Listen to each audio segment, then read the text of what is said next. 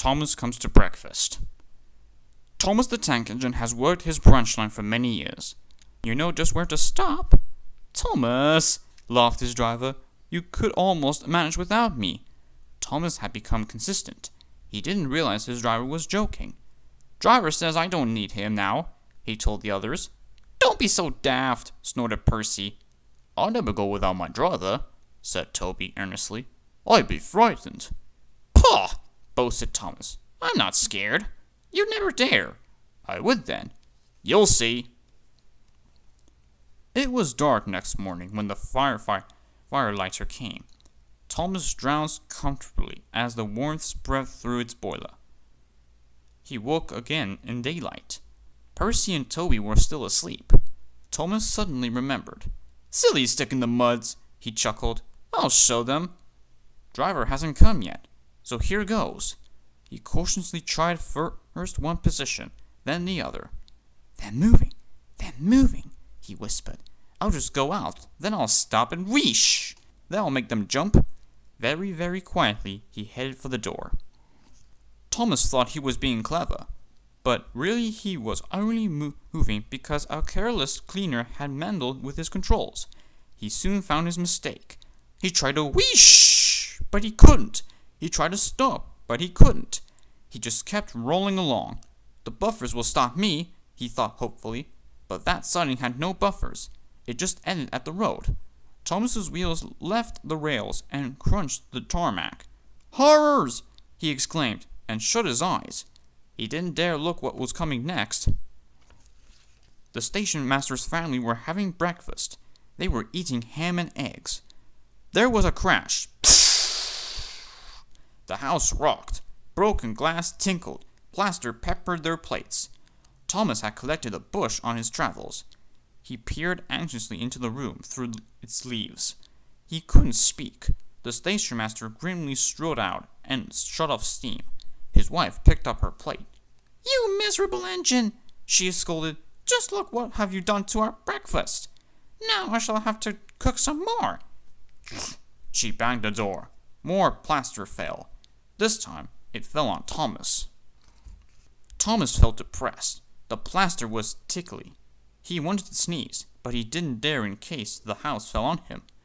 Nobody came for a long time. Everyone was much too busy.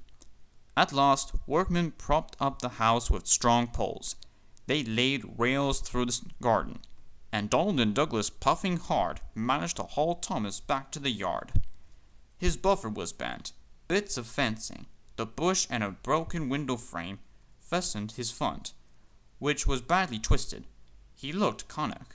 The twins laughed and left him. He was in disgrace. You are a very naughty engine. I know, sir. I'm sorry, sir. Thomas's voice was muffled behind his bush. You must go to the works and have your front end mended. It'll be a long job. Yes, sir, floundered Thomas. Meanwhile, said the Fat Controller, a diesel rail car will do your work. Diesel, sir? Thomas spluttered. Yes, Thomas. Diesels always stay in their shed till they're wanted. Diesels never gallivant off to breakfast in station masters' houses. The Fat Controller turned on his heel and sternly walked away. The Fat Controller stood on the platform. Percy and Toby watched him anxiously. Here, he said, is Daisy, the diesel rail car, who has come to help while Thomas is, indisputed.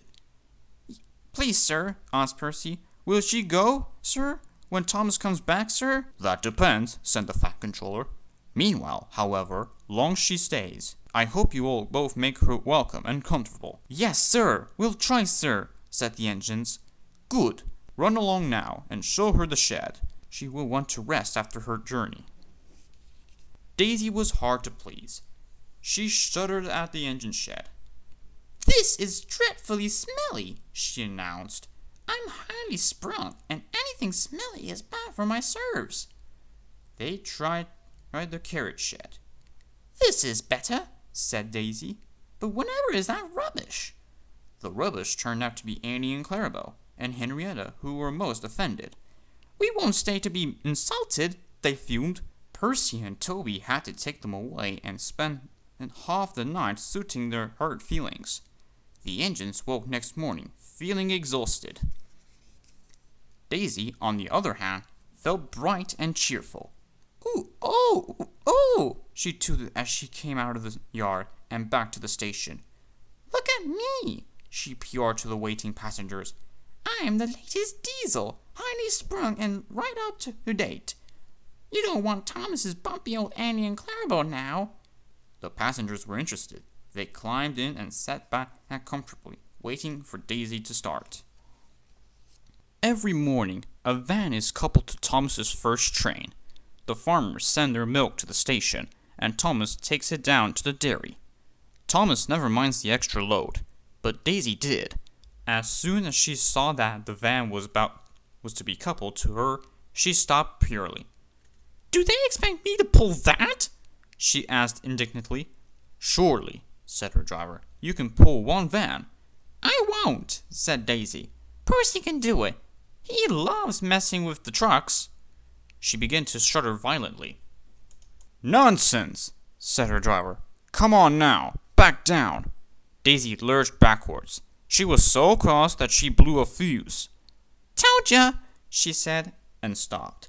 The shunter, the guard, the station master, and her driver all argued with her, but it was no use. "It's fitter's orders," she said. "What is?" "My fitter's a very nice man. He is interested in my case. He comes every week and examines me carefully." "Daisy," he says, never pull. You're highly sprung, and pulling is bad for your servers." "So that's how is it?" finished Daisy. "Stuff and nonsense," said the station master. "I can't understand," said the shunter. "Whatever made the fat controller send us such a fable?" "Fable?" spluttered Daisy.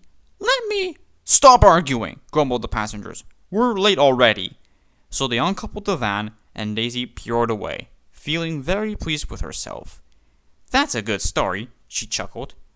"I'll do just what work I chose, and no more." But she said it to herself. Toby the tram engine has cow catchers and side plates. They help to prevent animals getting hurt if they stray onto the line. Daisy thought they were silly. She said Toby was afraid of getting hurt himself. "I'm not," said Toby indignantly. "You are. I've not got stupid cow catchers. But I'm not frightened. I've just toot and they all get out of the way." "But they don't," said Toby simply. "They would with me. Animals always run if you toot and look at them in the eye." "Even bulls?" "Even bulls," said Daisy confidently. Daisy had never met a bull, but she purred away quite unconcerned. At the level crossing, cars waited behind gates to let her pass. She tooted at a farm crossing, and a horse and cart halted while she went by. "Pah," she said. "It's easy. I just toot and they all stand aside. Poor little Toby. I'm sorry if he's frightened." At the next station, a policeman was waiting. "There's a bull on the line," he warned them. "Please drive it along towards the farmer." Daisy was excited. "Now," she thought, "I'll show Toby how to manage bulls." Champion wasn't really a fierce bull, but this morning he was cross. They had driven him away before he had finished breakfast, and tried to put him in a cattle float. They had pulled him and pushed him, produced and slapped him, but he wouldn't go. He broke away and trotted down the road. He saw a fence, jumped it, and slithered down the slope. Champion was surprised. This was a new kind of field. It had a brown track at the bottom, but there was plenty of grass on each side, and he was still hungry. "Ooh, ooh," tooted Daisy. "Go on." Champion had his back to her. He was too busy to pay any attention. "Ooh, ooh," said Daisy again. Champion went on eating. "This is all wrong," thought Daisy. "How can I look him in the eye if he won't turn around?" "Ooh, ooh." At last, Champion turned and noticed Daisy. "Moo," he said, and came towards her, still chewing. He wondered what she was. "Ooh, ooh," said Daisy feebly. "Why doesn't he run away?" The guard and the policeman tried to shoo Champion, but he wouldn't stay shooed. As soon as they turned away, he came back. He was a most inconsistent animal. Go on, Daisy, said her driver. He's harmless. Yes, said Daisy unhappily. You know, he's harmless, and I know he's harmless. But does he know? Besides, look at his horns. If I bumped into him, he might hurt, them. The farmer wouldn't like that. Champion came close and sniffed at Daisy. Ooh, she said, backing hastily. Toby was surprised to find Daisy back once more at the station. The passengers told him about the bull. He chuckled. Bulls always run if you toot and look at them in the eye, eh, Daisy? Daisy said nothing. Oh well, Toby went on. We live and learn. I'd better chase him for you, I suppose. He chuckled away. He clanked away. But Champion took no notice of Toby's bell or whistle. He didn't move till Toby hooshed him with steam. Then Toby gently shooed him along the track to where the farmer and his men were waiting. Daisy had an exhausting day. Toby and Percy often met her on either journeys, and though they never mentioned bulls, they gave her pitying looks. It made her so cross. On her last journey ended at the top station. Some boys were on the platform. Suddenly, one of them came running, holding a paper bag. Look, he shouted, I've got a quarter of bull's eyes. I think they're super, don't you? They shared the sweets and shucked happily. Grrr, said Daisy. Keep your old bull's eyes. She scuttled to her shed. Toby brought Henrietta to the top station. Percy was grumpily shunting. Hello, Percy, he said. I see Daisy's left the milk again. I'll have to make a special journey with it, I suppose, grumbled Percy. Anyone would think I've nothing to do.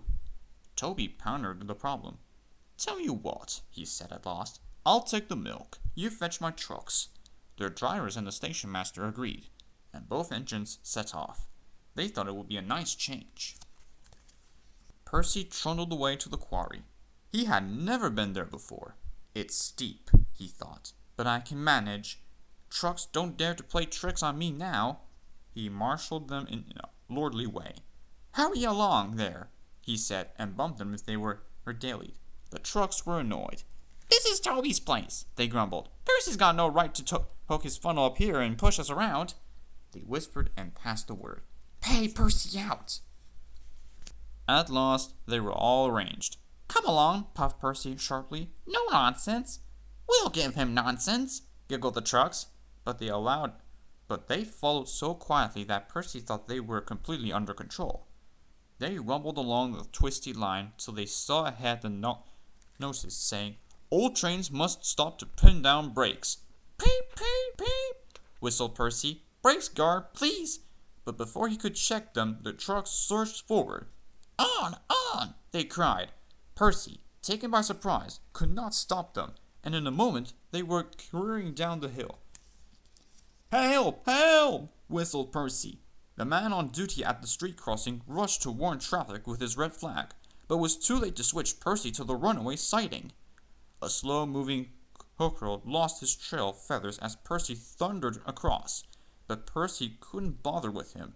He had other things to worry about. Frantically trying to grip the rails, he slid past the engine shed into the yard. Beep! Beep! Look out! He whistled. His driver and fireman jumped clear. Percy shut his eyes and waited for the end. At the end of the yard, there are sheds where workmen shape through stone brought from the quarry. Then they load it into trucks, which are pulled to another siding out of the way. A train of these stood there when Percy came slithering down. The guard had left his van. He was talking to the station master. They heard frantic whistling and a splintering crash. They rushed from the office. The brake van was in smithereens.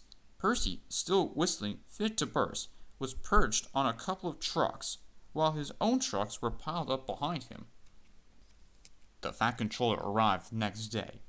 Toby and Daisy had helped to remove most of the wreckage, but Percy still stood on his perch.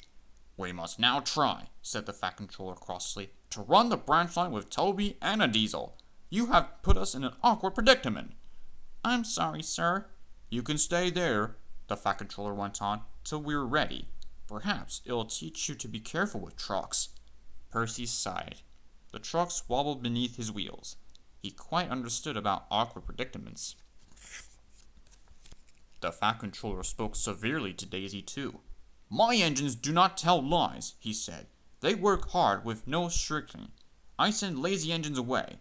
Daisy was ashamed. However, he went on, Toby says you worked hard yesterday after Percy's accident, so you shall have another chance. Thank you, sir, said Daisy. I will work hard, sir. Toby says he'll help me. Excellent. What Toby doesn't know about branchline problems. The Fat Controller chuckled. Such bulls isn't worth knowing. Our Toby's an experienced engine.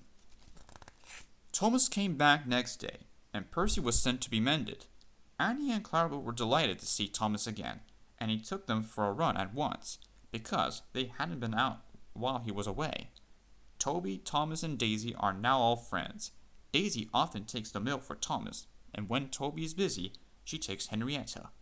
Toby has taught Daisy a great deal. She shooed a cow off the line all by herself the other day. That shows you, doesn't it?